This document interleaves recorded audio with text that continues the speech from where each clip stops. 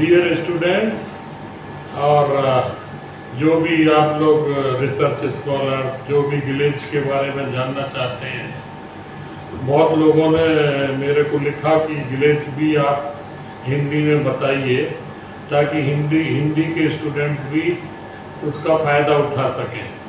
तो मैंने डिसाइड किया कि गिलेज जितना टॉपिक इंग्लिश में लेक्चर दिया करूँगा उतना ही टॉपिक को हिंदी में भी कवर किया करूँगा, तो उससे ज़्यादा से ज़्यादा लोगों को इसका फ़ायदा होगा। तो पहला मैंने गिलेज के पहले वाले फेज में मैंने बोला था कि गिलेज होता क्या है। तो गिलेज एक बहुत ही माना जो आप कप देखते हैं, डिनर सेट देखते हैं, सैनिटरी वेयर देखते हैं, उन सबके ऊपर एक थिन गिलास की एक बहुत पतली लेयर होती है जो उसके ऊपर बॉडी के ऊपर कवर हो जाती है। और वो कवर हो जाती है तो जब वो फायरिंग टेम्परेचर पर पहुंचती है तो वो जो गिलेज की जो लेयर थी वो फ्यूज हो जाती है बॉडी के साथ। और फ्यूज होती है तो इसका पर्पस ये होता है कि ये फ्यूज होती है तो फिर ये माना अगर यूज करा जा रहा है और पानी के कांटेक्ट में आ रहा है तो ये पानी को एब्जॉर्ब ना करे। अगर जो फॉर्मुलेशन है सिरेमिक की बॉडी है जिससे सारे वेयर्स बनाए जाते हैं तो वो बॉडी जो है वाटर एब्जॉर्ब ना करे, तो उस तरह से वो गिलेज का रोल होता है। तो वो रोल होता है तो अब आपको इसी से अंदाजा लगेगा, आपने गिलास देखा होगा तो गिलास जो है पानी को एब्जॉर्ब करता ही नहीं है। तो नंबर 1 जो गिलेज होती है वो पानी को एब्जॉर्ब नहीं करती है, तो वो जो है एकदम गिलास की तरह होती है। इसको मैंने इंग्लिश में बोला था इम्परवियस, वो होती है। अब जो गिलेज होती है वो अगर आप उस पर कुछ करेंगे तो वो वेयर को स्ट्रॉन्ग भी बनाती है। तो अगर आप कोई उस पर इम्पैक्ट डालेंगे तो गिलेज नहीं टूटेगी और वेयर को टूटने से पहले भी वो उसको थोड़ा मजबूती प्रदान करेगी। तो बहुत मैकेनिकली बहुत ही मजबूत होती है गिलेज जो होती है वो आप जो है अगर आप किसी भी बॉडी पे अगर पीछे की तरफ आप स्क्रैच करना चाहें किसी पिन से या किसी से तो स्क्रैच हो जाएगा बॉडी के ऊपर। लेकिन जब गिलेज कोट हो जाती है, ये गिलास की कोटिंग हो जाती है, तो आप उस बॉडी पे किसी पिन से स्क्रैच नहीं कर सकते आप। तो गिलेज स्क्रैच रेजिस्टेंस होती है। दूसरी बात, अगर आप जब ये पानी एब्जॉर्ब ही नहीं करेगी तो बर्तन को किसी को भी धोने में बहुत आसानी होती है। ये तीसरा पॉइंट है कि गिलेज सरफेस बहुत आसानी से साफ की जा सकती है। दूसरी बात, अगर उसके ऊपर कोई केमिकल गिर जाए तो केमिकल उस गिलेज से रिएक्ट नहीं करता है, क्योंकि सारे केमिकल उस गिलेज से रिएक्ट नहीं करेंगे। केवल हाइड्रोफ्लोरिक एसिड ऐसा एसिड होता है जो आपका सिलिका के कारण उससे रिएक्ट कर जाता है। तो गिलेज हाइड्रोफ्लोरिक के अलावा सभी केमिकल से और जो भी एल्कलीज होंगे उनसे वो रिएक्ट नहीं करती है। तो बोलते हैं केमिकली इनर्ट है, केमिकल रेजिस्टेंस है, ये होता है। अब ये सारे बर्तन जो होते हैं आम आदमी को कुछ नहीं मालूम गिलेज क्या है, लेकिन ये गिलेज जो नेक्स्ट पॉइंट है, गिलेज का रोल है कि वो वेयर को बहुत ही अट्रैक्टिव बना देती है। कलर करते हैं तो कलर्ड गिलेज होती है, आंखों को अच्छा लगता है, चमकता हुआ लगता है, लाइट पड़ती है तो रिफ्लेक्ट हो जाती है। तो ये सारा का सारा गिलेज है ये। और गिलेज का क्या रोल है वेयर्स के ऊपर और गिलेज की क्या प्रॉपर्टीज है मेन, किस लिए गिलेज अप्लाई किया जाता है, उसके बारे में मैंने ये बात की थी आपसे। अब अगर मैं आगे बढ़ता हूँ तो अब मैंने जितनी बात अभी की, देखिए कि गिलेज जो है बॉडी के साथ फ्यूज हो जानी चाहिए, बॉडी के साथ उसकी बॉन्डिंग होनी चाहिए। अब बॉन्डिंग होने के लिए समझे तो जो टेम्परेचर पे हम फायर कर रहे हैं उस पर बॉन्डिंग हो जाए। अगर पहले बॉन्डिंग स्लोली शुरू हो जाती है तो बॉन्डिंग का मतलब ये है कि गिलेज जो है बॉन्ड होकर ऐसा ना हो कि वो ज्यादा सिकुड़ जाए गिलेज और बॉडी कम सिकुड़े, तो गिलेज और बॉडी एक दूसरे को साथ छोड़ देंगे, वो छोड़ देंगे। तो ऐसे ही गिलेज और बॉडी एक ही परसेंटेज में सिकुड़ने चाहिए, यानी उनका श्रिंकेज जो है एक होना चाहिए, ऑलमोस्ट बराबर होना चाहिए। उनका थर्मल एक्सपेंशन जो प्रॉपर्टी होती है वो भी बराबर होना चाहिए, समझे। और अब गिलेज जो होता है, गिलेज का मेजर रॉ मटेरियल होता है सिलिका। वो सिलिका आप डिफरेंट सोर्स से पाते हैं, बनाते हैं, मंगाते हैं।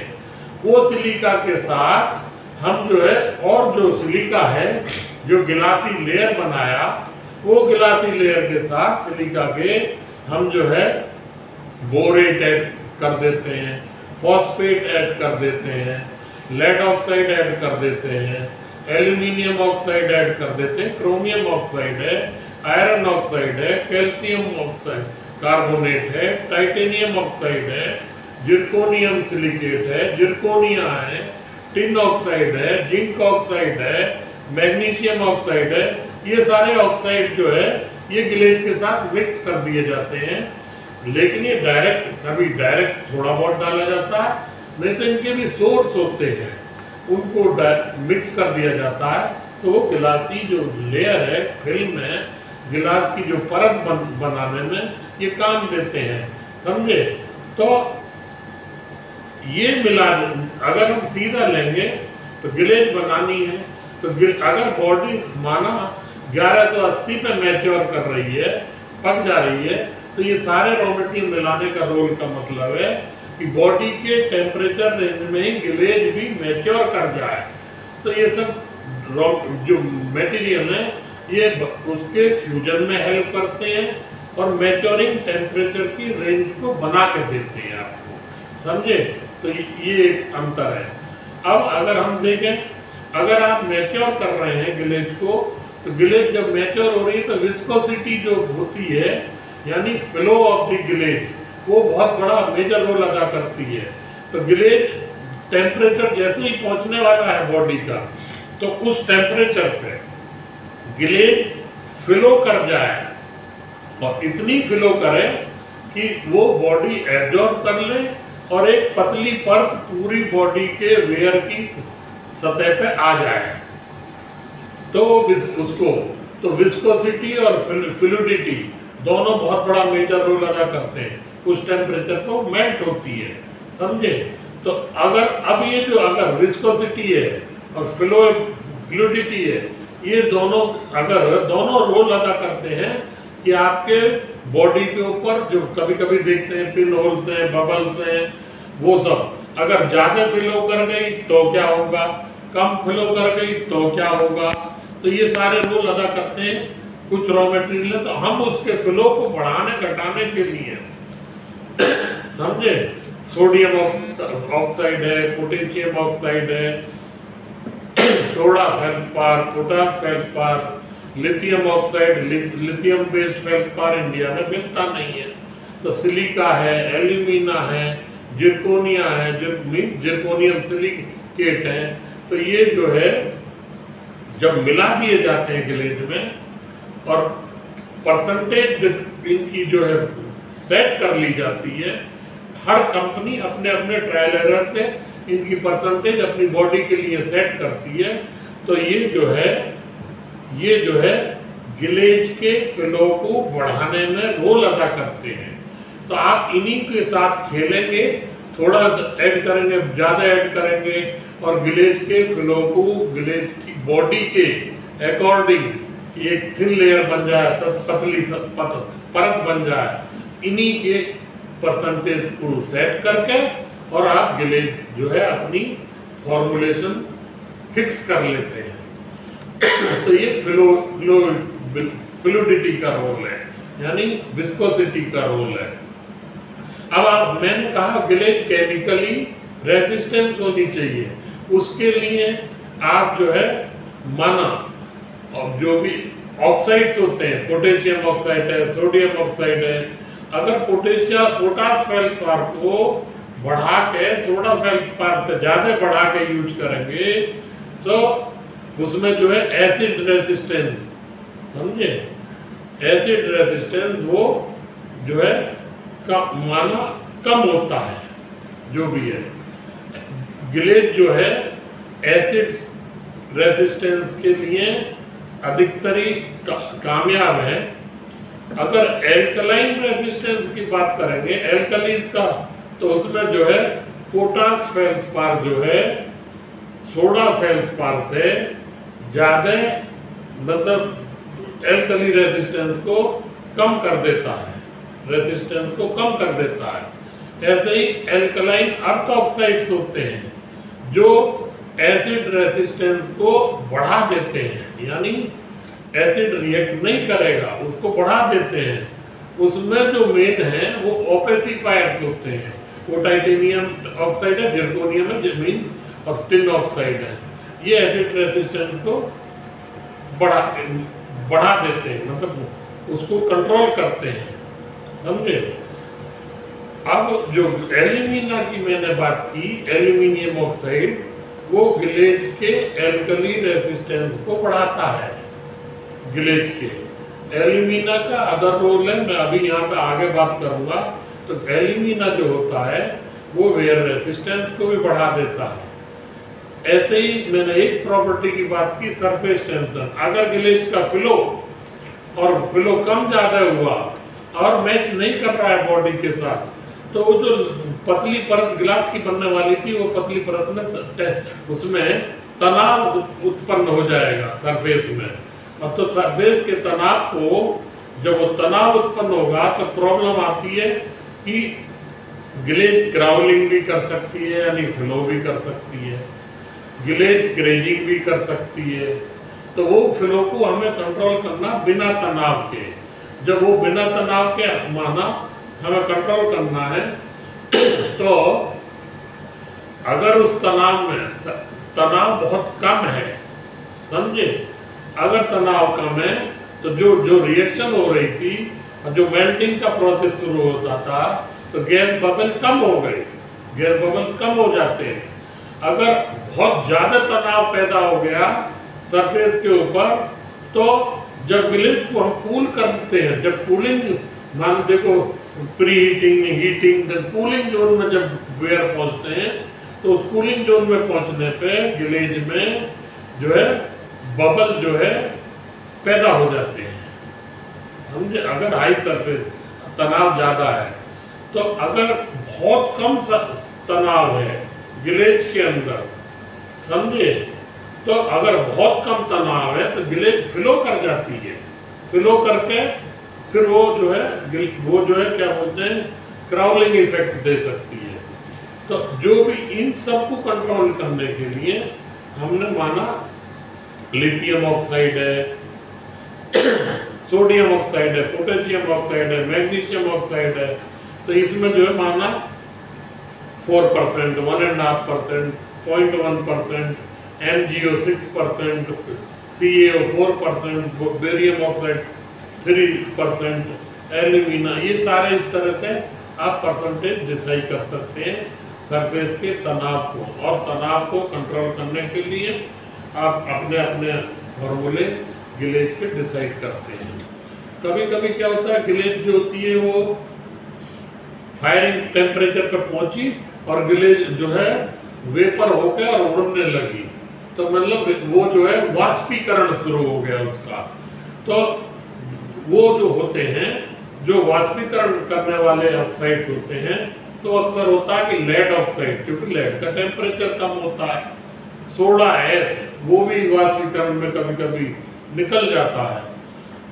तो ये इनका कंट्रोल है। तो लेड बेस्ड गिलेज जनरली हम लोग प्रीफर भी नहीं करते हैं, ये केवल डेकोरेटिव आर्टवेयर के लिए यूज किया जाता है। तो ये अधिकतर जो इस तरह के रॉ मटेरियल हैं, तो अगर वो वाष्पीकरण होकर निकल जा रहे हैं, तो हमें ऐसे रॉ मटेरियल का हमें पहले फ्रिट बना लेनी चाहिए और हमको फ्रिट बनाकर तब उसकी ग्लेज तैयार करनी चाहिए। तो ग्लेज जो है फ्रिटेड भी होती है, नॉन फ्रिटेड रॉ ग्लेज भी होती है, समझे। अब ऐसे केस में जब ये सारे गिलास का मटेरियल फ्रिट वाष्पीकरण होकर भट्टी में निकल रहा होता है तो ये क्या करता है, ये चिमनी से तो बाहर जाएगा नहीं, ये फर्नेस की लाइनिंग पे यानी फाइबर पे जमा हो जाता है और फर्नेस की लाइफ को कम कर देता है और सरफेस की फिनिश भी कुछ इस फायरिंग साइकिल में कुछ आई, दूसरे में कुछ आई, तो वो बदलती रहती है, पता ही नहीं पड़ता कितना वाष्पीकरण उसका हो गया, समझे। अब मैं सारी बात करता आ रहा हूं तो मैं बोल रहा हूं बॉडी से ग्लेज रिएक्ट करनी चाहिए, रिएक्ट करके उसकी बॉन्डिंग होनी चाहिए, उसकी वो आपस में एक दूसरे से चिपक जाने चाहिए, समझे। दोनों के दोनों ठंडे होने पे एक दूसरे के साथ रहने चाहिए, अलग ना हो जाएं, समझे। तो ये इसको बोलते हैं कि दोनों की बॉन्डिंग अच्छी है, यानी उनका थर्मल एक्सपेंशन मैच होना चाहिए। तो ये एवरेज ऐसा रहना चाहिए। ये सब जो है मार्जिनल क्या होता है, बॉडी के अंदर साल्ट ज्यादा होते हैं, सोडियम क्लोराइड पोटेशियम क्लोराइड होते हैं। ऐसे केस में ये साल्ट जो है माइग्रेट होकर सरफेस पे आ जाते हैं, तो जो ग्लेज जो होती है उसकी जो परत जमा होने वाली थी वो बाहर निकलते हैं, तो वो उस परत को पर्टिकुलर जहाँ से वो बाहर निकल रहे हैं वहाँ को ग्रिप नहीं होने देते हैं और उसके बाद डिफेक्ट्स पैदा हो जाते हैं, क्राउलिंग हो जाती है, चिपिंग हो जाती है। 1 सेकंड प्लीज, सॉरी। तो जो रिएक्शन है बॉडी की वो बहुत जरूरी है। अब क्या होता है, मैंने कहा ग्लेज जो है बॉडी के साथ जो है एब्जॉर्ब हो जानी चाहिए, वो जो है पर्टिकुलर टेम्परेचर पे वो एब्जॉर्ब होनी चाहिए, जिस टेम्परेचर पे माना हमने डिसाइड किया फायरिंग, तो वो बहुत जरूरी होता है। तभी बॉडी अगर एब्जॉर्ब नहीं होगी तो बॉडी तभी जो है मीन्स इम्परवियस बनेगी, पोरस नहीं रहेगी। हम लोग बोलेंगे कि उसमें कोई कहीं से पानी एब्जॉर्ब नहीं होगा, वो नॉन पोरस होगी, तो जो फ्लो है बहुत ही बारीक बारीक लेयर को एब्जॉर्ब करते हुए आगे फ्लो कराना चाहिए ग्लेज का, तो वो ज़्यादा कम नहीं होना चाहिए। अगर उसमें अगर कहीं पे ज़्यादा कहीं पे कम फ्लो हुआ तो बॉडी डिविट्रीफाई भी हो सकती है। तो जितनी भी ट्रांसपेरेंट जो ग्लेज होती है उनमें डिविट्रिफिकेशन मीन्स वो अच्छा से मैच्योर हुई और मैच्योर होने के बाद फिर उसने क्या किया, उसमें क्रैक पैदा हो गए, समझे। तो उसको डिविट्रिफिकेशन जो है वो उसको कंट्रोल करने के लिए, इसका मतलब कि हमने जो फायरिंग के बाद जो कूलिंग जोन में वेयर जा रहे थे तो उसमें हमने बहुत स्लो कूलिंग की थी, तो उसमें डिविट्रिफिकेशन का कारण बन जाता है। जैसे ही डिविट्रिफिकेशन का कारण बनता है तो उसमें जो है आपको हमको ग्लेज के कंपोजिशन को चेंज करने का सोचना चाहिए। अब जो बात आती है, मैं पहले से कह रहा हूं थर्मल एक्सपेंशन कोफिशिएंट को कंट्रोल करना। थर्मल एक्सपेंशन कोफिशिएंट दोनों के मैच होने चाहिए, समझे, ताकि अगर थर्मल एक्सपेंशन मिसमैच हुए तो वेयर की स्ट्रेंथ पे भी असर आता है, ग्लेज के ग्लेज के क्रेजिंग डिफेक्ट भी आ सकता है। तो ये बहुत इंपॉर्टेंट है।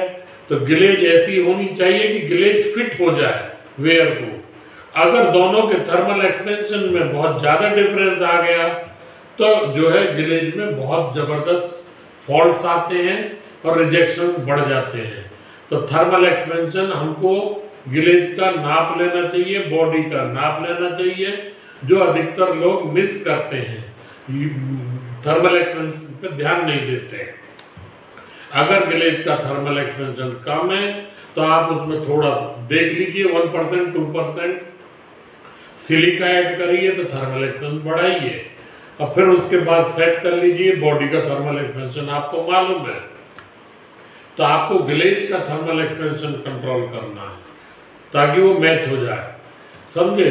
और अगर थर्मल एक्सपेंशन कम ज़्यादा होते हैं तो उसमें स्ट्रेस पैदा हो जाते हैं ग्लेज के अंदर, तो वो एक इनहोमोजेनिटी होती है, स्मूथनेस पे असर आता है, समझे, हार्डनेस पे असर आ जाता है, वेयर रेसिस्टेंस कम हो जाता है, स्क्रैच रेसिस्टेंस कम हो जाता है, तो ये सब होता है। तो हार्डनेस अगर उसमें मीन्स ग्लेज के उसमें इम्पैक्ट रेसिस्टेंस भी कम हो सकता है। तो अगर ये सब डिफरेंस आ रहे हैं उसमें ग्लेज में फिर डिफॉर्मेशन भी हो सकता है, ग्लेज की स्ट्रेंथ कम हो जाएगी।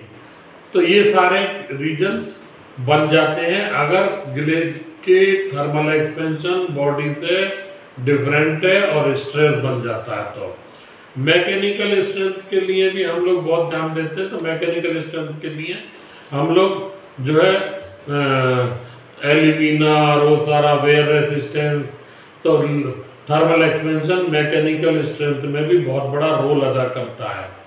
अब जैसे कि ग्लेज है, ग्लेज जो है, और ग्लेज माना हम रिफ्लेक्टेंस देखते हैं, तो एक ऑप्टिकल प्रॉपर्टीज, शाइन अच्छी होनी चाहिए, रिफ्लेक्टेंस कैसा है वो होना चाहिए, कैसे लाइट रिफ्लेक्ट हो रही है वापस। तो उसके लिए भी हम लोग silica, borate, alumina, lead oxide, ये सब का परसेंटेज ग्लास फॉर्मेशन के लिए डिसाइड करते हैं। और कितना 90 प्लस पे हम देखते हैं कि रिफ्लेक्शन है, अच्छी ग्लेज है। और माना आप देखिए ट्रांसपेरेंसी भी बहुत इम्पोर्टेंट है। तो उस ट्रांसपेरेंसी के लिए अगर माना लोग बोन चाइना बना रहे हैं तो ट्रांसलूसेंसी इम्पोर्टेंट है। तो फ्यूजन उसका, क्योंकि बोन चाइना के पीसेस की वेयर की थिकनेस बहुत कम होती है, अब वो ग्लेज फ्यूज करती है, तो ट्रांसलूसेंसी तभी आएगी जब अच्छे से फ्यूज हो गई है। अगर दोनों का मिसमैच है और फ्यूजन पॉइंट टू पॉइंट नहीं हुआ है तो लाइट ट्रांसलूसेंसी देखने को नहीं मिलेगी। ट्रांसपेरेंसी भी यही रोल अदा करती है कि ट्रांसपेरेंट बॉडी जो है उसमें आपको, जैसे कि चश्मा होता है, उसके चश्मे में अगर आपका उसको ठीक से बना नहीं है तो आपकी आई साइट को इफेक्ट डालता है, ऐसे ही ग्लेज जो भी वो भी उसी तरह का इफेक्ट डालेगी। अगर गैसियस या कुछ ऐसा माना गैस निकली है बाहर फ्यूजन होते टाइम तो ओपेसिटी पर असर आएगा। और अगर silica, alumina, zinc oxide, barium oxide, अगर तो इनको घटाने, ये अगर हमने बढ़ा दी है इसमें तो सरफेस भी मैटी हो जाएगी। तो हमें उनको भी कंट्रोल करके रहना। केमिकल ड्यूरेबिलिटी के लिए भी हमें उसमें जो है आर्टवेयर और अदर आर्टिकल्स के लिए लेड ऑक्साइड जो हम जो कहते हैं वो यूज कर सकते हैं, लेकिन आप हार्डवेयर में यूज कर सकते हैं। तो केमिकल रेसिस्टेंस ग्लेज होनी चाहिए, तो उसके लिए भी हमें बहुत ध्यान देना पड़ता है। कलर्स होते हैं, हम ग्लेज में कलर ऐड करते हैं, तो कलर जो ग्लेज में कलर्स होते हैं वो भी ग्लेज की क्वालिटी को इफेक्ट डालते हैं। तो हम कलरिंग एजेंट जो डालते हैं वो भी प्रॉपर्टीज ग्लेज की चेंज कर सकते हैं। कंपोजिशन भी चेंज हो जाता है कलर्स और डिस्टेंस के ऊपर। किल का एटमॉस्फेयर भी कलर का शाइनिंग और कम शाइनिंग पे असर डाल देता है। फायरिंग टेम्परेचर जो होते हैं, तो अगर हम ग्लेज में जो भी कलर्स या स्टेंस डाल रहे हैं तो हमें किल का एटमॉस्फेयर ऑक्सीडाइजिंग रखना पड़ेगा ताकि वो अच्छा चमके। कलर भी बहुत अच्छी क्वालिटी का होना चाहिए, मीन्स 100% रिएक्टेड कलर्स होने चाहिए। अगर रिएक्शन कम है, फ्यूज कलर का कैल्सिनेशन टेम्परेचर कम है, तो कलर अच्छा रिजल्ट नहीं देते हैं। फायरिंग टेम्परेचर की एक रेंज होनी चाहिए, उसका असर पड़ता है। तो ये सारे बात मैंने फर्स्ट फेज में ग्लेज के किए थे और उसी को आज मैंने कोशिश की है और होपफुली आपको अच्छा लगेगा। वो पूरे के पूरे फेज 1 को, पार्ट 1 को मैंने हिंदी में कवर किया है, और हिंदी में कवर करके अगर आपको कुछ और भी वीडियो में माना कहीं पे समझ में नहीं आ रहा है, तो आप अपने वीडियो मेरे जो YouTube चैनल है उसके कमेंट बॉक्स में कमेंट लिख दीजिए, ताकि कि भाई हिंदी में ये समझ में नहीं आया, या कहीं पर मैं इंग्लिश के वर्ड्स यूज कर गया हूँ वो भी बता दीजिएगा। तो मुझे उम्मीद है कि आप लोग को बहुत अच्छा लगेगा। अब पार्ट 2 भी फिर मैं हिंदी में लेके आऊँगा, और आप ज़्यादा से ज़्यादा समझने की कोशिश करिए, कि क्योंकि हमारा ऑब्जेक्टिव पर्टिकुलरली ये है कि आप लोग को अच्छे से अच्छा समझ में आए और हम अच्छे से अच्छा समझा सकें। टीचर का ऑब्जेक्टिव यही है कि स्टूडेंट्स तक पहुंचे, और स्टूडेंट्स का ऑब्जेक्टिव ये है कि वो टीचर को समझ पाएँ। तो आप लोग कुछ भी फ्रैंकली मेरे मोबाइल पे या किसी पे कॉल करके भी बता सकते हैं, और ज़्यादा से ज़्यादा देखें और ज़्यादा से ज़्यादा लोगों में शेयर करें, और हो सके आप लोग, अगर आपको अच्छा लगता है, ये बेनिफिशियल है, तो आप चैनल को सब्सक्राइब भी कर लीजिएगा, ताकि आपको मालूम चलता रहे। मैं traditional ceramic, advance ceramics, refractories, aerospace ceramics, different fields plus personality development skills, all this fields पे ऑलमोस्ट रेगुलर बात करता रहूँगा। तो आप कह सकते हैं टेक्निकल, नॉन टेक्निकल। समटाइम्स आपको मैं ये भी बताऊंगा कि इंटरव्यू में आपको कैसे फेस करना है, इंटरव्यू कैसे डील करना है, इंटरव्यू में टेक्निकल सवाल आते हैं उनका जवाब कैसे देना है, नॉन टेक्निकल पूछा जाता है उनमें आपका कॉन्फिडेंस लेवल कैसा होना चाहिए, वो सब, ये सब मैं कवर करूँगा अपने इन्हीं लेक्चर्स के द्वारा। तो धन्यवाद, थैंक यू वेरी मच। और आप जो है अच्छे से पढ़िए, अच्छे से मार्क्स लाइए, और जिस भी कॉलेज में पढ़ रहे हैं उस कॉलेज का नाम रोशन करिए। Thank you very much, bye bye.